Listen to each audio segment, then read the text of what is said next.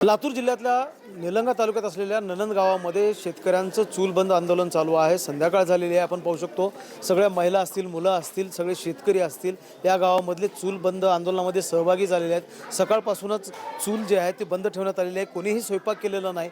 जिल्हा प्रशासनाचं असेल किंवा सरकारचं लक्ष वेधण्यासाठी म्हणून हे शेतकरी आणि गावकरी जे आहेत ते आंदोलनात उतरलेले आपल्याला पाहायला मिळतात। सगळे गावकरी आपल्या सोबत आहेत, कारण या गावामधले अनेक शेतकरी असे आहेत जे फायनान्स आणि खाजगी सावकारीच्या विळख्यामध्ये अडकलेले आहेत। कोणाची शेती गेलेली आहे तर कोणाचं घर गेलेलं आहे, तर काही जणांनी गाव सोडून इतरत्र शहरामध्ये आश्रय घेतलेला असेही काही शेतकरी आहेत। आपण जाणून घेणार आहोत, कारण चूलबंद आंदोलन चालू आहे। गेल्या 10 तासांपासून ह्या शेतकऱ्यांचं चूलबंद आंदोलन चालू आहे। प्रशासनाचं लक्ष वेधण्याचा प्रयत्न आहे। मला सांगा, काय मागणी आहे तुमची आणि काय आंदोलन करताय तुम्ही? आमची एकच मागणी शासनाला, सरकारला, की बाबा आमच्या गावामधले 20 ते 25 लोक या अवैध सावकारीच्या त्रासाला कंटाळून गाव सोडून पळून गेलेले आहेत। काही शेतकरी गावामध्ये पीडित आहेत। त्या पीडित शेतकऱ्यांना, जे काही पळून गेलेल्या शेतकऱ्यांना, त्या सर्व शेतकऱ्यांना, गावांना या सावकारीच्या जोखंडातून आम्हाला मुक्त करावं, हीच आमची चूलबंद गावच्या वतीनं सगळ्या गावातले लहान थोर शेतकरी, महिला, लहान थोर मंडळी, सगळेजण, युवक सगळे मिळून आम्ही आज गावामध्ये चूलबंद आंदोलन केलेलं आहे। आमची चूलबंद आंदोलनाच्या माध्यमातून एक सरकारला मागणी आहे की बाबा आम्हाला, शेतकऱ्याला या सावकारीच्या जोखंडातून आम्हाला मुक्त करावं, आम्हाला योग्य तो न्याय मिळावा, तरच आमच्या नणंद गावाचं भलं आहे। नाही तर आमच्या गावातले लोक या सावकाराच्या त्रासाला कंटाळून आत्महत्या करण्याच्या मार्गावर आहेत। तर अनेक शेतकरी आहेत या गावातले जे सावकारीच्या विळख्यात अडकले आहेत। काय नाव आहे तुमचं आणि काय तुमची केस स्टडी? असलम बोगदाज मासुंदार.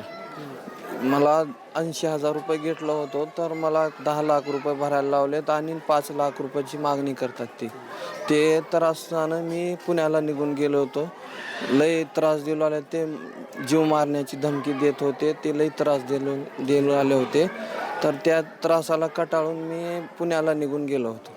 किती वर्ष झालं पुण्याला राहतात किंवा किती महिने झाले? 3 महिन्यानं मी फरार होतो। लई त्रास देऊ लागले ते, कारण मला जीव मारण्याची धमकी देत होते। 80,000 रुपयाचे 10 लाख रुपये भरले? 10 लाख रुपये भरलो मी। माझं स्वतःचं राहतं घर मी रजिस्ट्री करून देऊन मी पैसे फेडलेले आहेत। ते कशासाठी घेतले होते पैसे, म्हणजे काय?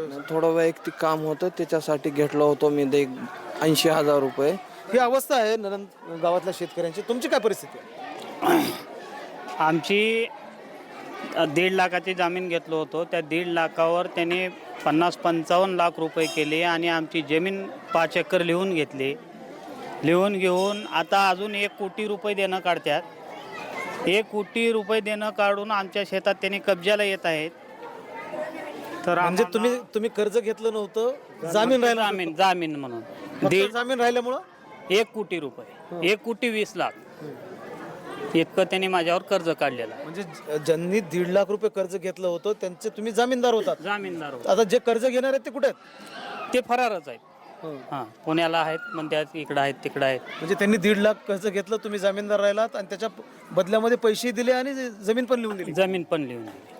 अशा अनेक प्रकरणं आहेत लातूर जिल्ह्यामध्ये, निलंगा तालुक्यामध्ये अशा अनेक घटना घडतात। मला सांगा, काय जिल्हा प्रशासनाकडे मागणी आहे तुमची किंवा सरकारकडे काय मागणी आहे? अवैध या सावकारीला कंटाळून आज बघू शकतो ह्या नणंद गावकरांनी आज मोठीत जीव धरून हे वावरत आहेत आणि आज प्रशासनाला धाव घेत आहेत। प्रशासनाकडे आज दिवसभर हे लहान लहान लेकरं, हे गावकरी चूल बंद आंदोलन करून आज प्रशासनाकडे दाद मागतात।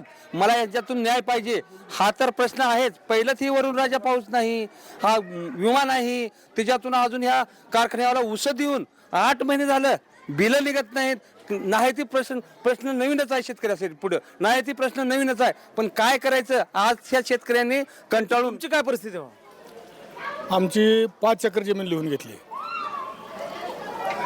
क्षुल्लक जामीनला मुलगा आमचा अडकलता, त्याच्यावर दाबदडपण करून 5 एकर जमीन लिहून घेतली। म्हणजे कर्ज घेतलं नव्हतं, फक्त जामीनदार राहिला? जामीनला अडकला आणि नंतर त्या जामीनच्या पैशावर दुसरं कर्ज एक संपलं की दुसरं कर्ज काढून द्यायचे। तेच लोक सावकार बघायचे, तेच लोक काढून द्यायचे।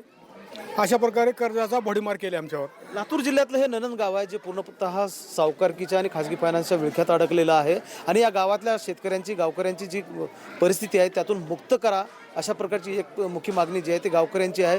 प्रशासनानं गंभीर दखल घेत, सरकारनं गंभीर दखल घेत सावकारांवर गुन्हे दाखल केले पाहिजे आणि त्यांच्यावर अटकाव आणला पाहिजे अशा प्रकारची मागणी आहे. महेंद्र जोंधळे, TV9 मराठी, लातूर.